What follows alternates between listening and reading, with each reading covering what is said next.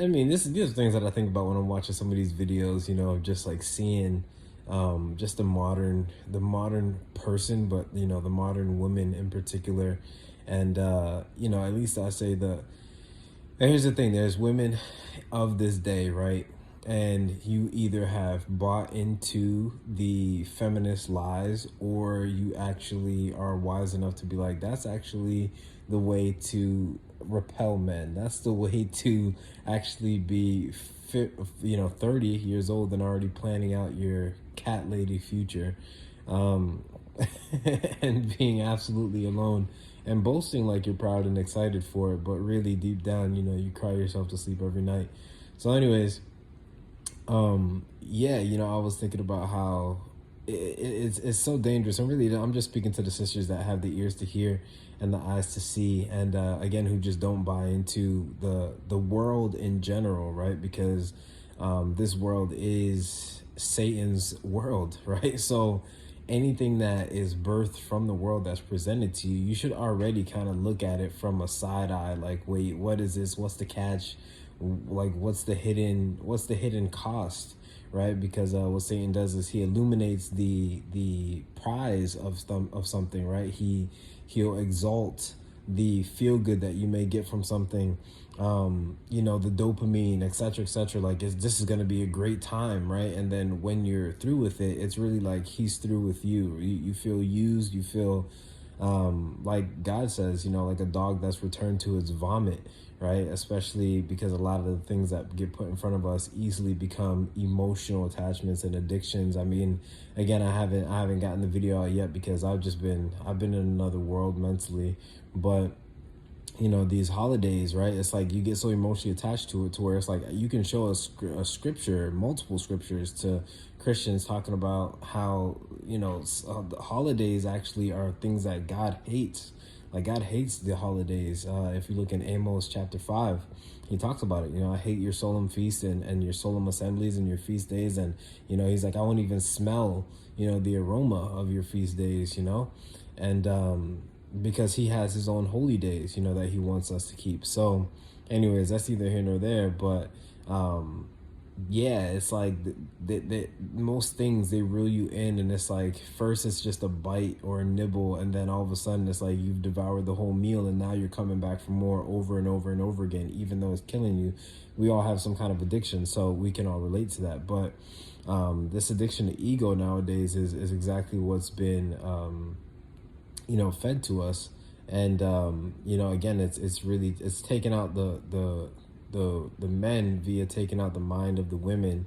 And the women will say things like, oh, I don't need a man. And it's like, okay, you gotta first of all, not do what Steve Harvey did when it comes to think like a man. That's really think like a boy. Because again, as I grow in my manhood, it's there's so much power in self-control. There's so much power in having the proper dynamics, even when you're dating a girl, to where it's like, I'm not trying to have sex with you. It's like, I'm saving that until marriage. I'm not gonna, give up my soul, and not just for as far as like salvation, right? Because fornicators will not inherit the kingdom.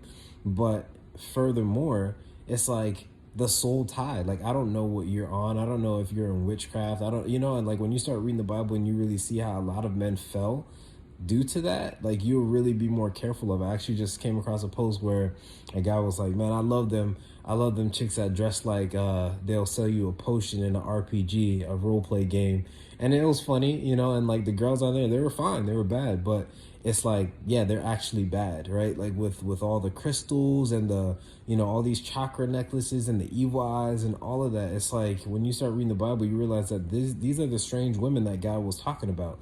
Everyone exalts King Solomon, for having over 300 concubines and wives and all of that. And it's like, yeah, that was also his downfall, because God said, like, yeah, do your thing, you're the wisest man on the earth, but like, yo, don't mess with the strange women, because they will turn your heart away from me to worship other gods. And that's when the split happened in the kingdom. And next thing you know, Solomon's over there worshiping Molech, and that's the god of child sacrifice.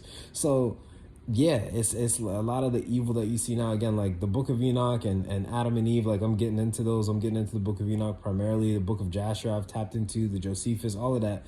Like the people that I'm around, they're starting to help me get into those things. And it's like that's giving you the true understanding of some of the air quotes mysteries or questions that we have around like why is there so much evil in the world. It's like, yeah, there's Satan's seed running around here. Like some people are straight up demonic evil, and like you're clapping those cheeks. That's crazy. So it's like again, the more that you have a standard, the less that you'll see that, or the more that you'll see that like things what Steve Harvey put out like that. He's a plot. He's a pawn on the chessboard as well too, right? Like think like a man. It's like, right, so a man is someone who tries to sleep with you before they even court you. They try to sleep with you before they marry you. They try to have that be the main priority, getting in your pants. So now you have women who are like, oh well, yeah, I just get my fix, you know what I mean? Like he make me nut and then that's it, you know what I mean? Like I leave him. I ask for the Uber. And that just fed the ego of women to where it's like, okay, now you've become something that you were never designed to be, and neither man as well. So it's like the men were hurting you and destroying you by just clapping cheeks and calling an Uber before you even get settled into resting with him. He's already kicking you out, and that hurt you. But then you became that same dog, and you're proud of it. That's wild. Like that's crazy. Go drink some water. Like what do you you know what I mean? But again, I get it. It's the machine, right? It's the propaganda. And then when you idolize celebrities and they're singing songs about that, and you think music doesn't impact you. And again, I've just started to really come to the understanding over the last year that music is so powerful. Like I'll be walking straight, with God, and then like I just let in some secular music, and next thing you know, it's like I'm kind of back to my old habits, or my old ways, or my old thought patterns, and I'm like, man, where's this darkness coming from? I need to cleanse, I need to fast, etc., and pray, and again, detox from that music. As much as I love, secular artists, I caught myself listening to secular music again today. You know what I mean? And I was just like, okay, like, why am I going to this? Like, what's going on in my life? And why do I feel like I need to kind of lean back into what used to give me comfort, right? So anyways, I'm giving you guys more than I even expected in this message. It's supposed to be like 3 minutes. But yeah, it's like when you have Steve Harvey Think Like a Man, it's like, well, why don't you think how a boy that's becoming a man thinks, right? Like if the boy had his father say, and it's going back to I don't need a man, if a boy has a father that's like, hey son, help me out with this in the car, help me work on the car today, the son lights up. You know what I mean? Oh son, come with me, let's go cut the grass in the backyard and get it nice for mom. Or son, help me with this. Anytime that a father asks a son to help, it's like, what, my hero's asking me to help him? Batman has finally given me a cape to make me Robin.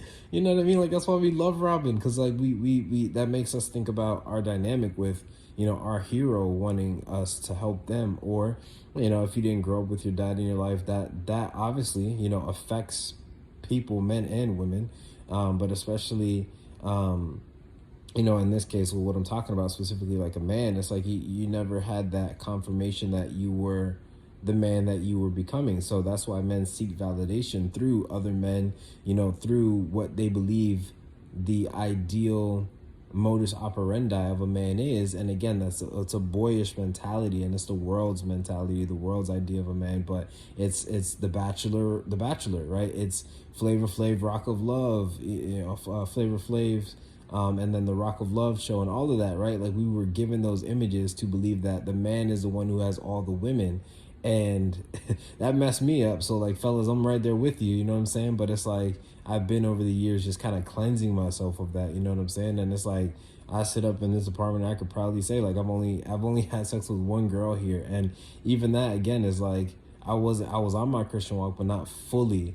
To where it's like now I know like what God expects and demands of us, and how you just got to be careful, man. It's like I love some of the things that Andrew Tate says, and some of these podcasts, it's like they got good stuff, but it's like they're worldly, so that's why they don't get shut down, because they're promoting hedonism in a sense, where they're like a lot of these guys are leaning to Islam because it's like people just want to look and seem spiritual to try to get away with their fleshly carnal desires, you know what I'm saying? And the Islam is like polygamy. So yeah, man, just be careful. And ladies, like, you want to need a man.